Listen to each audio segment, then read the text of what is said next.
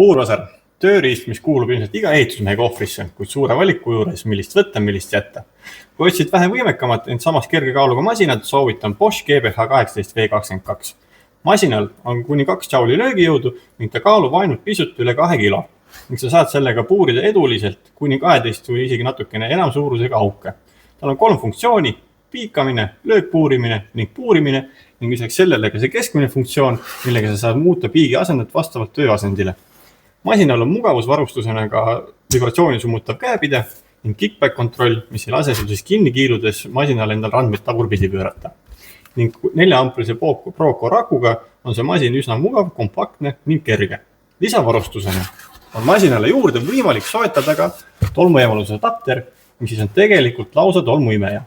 Sealt töötab masina enda aku pealt ning ei vaja selle jaoks järeldi voolu ning sul on võimalus seda kasutada ka puuri sügavuspiirikuna, pannes paika täpse sügavuse, mis sul puurimise jaoks vaja läheb. Masina saab ühendada üsna lihtsalt siia samma pesasse ja ongi valmis tolmueemaldajaga puurvasar, millega saad siis puurida lakke või seina, ilma et sul tekiks liigset tolmu. Olen ka proovinud kipsi sisse tüübli puurida ning täitsa eduliselt tõmbab kogu selle tolmu kokku.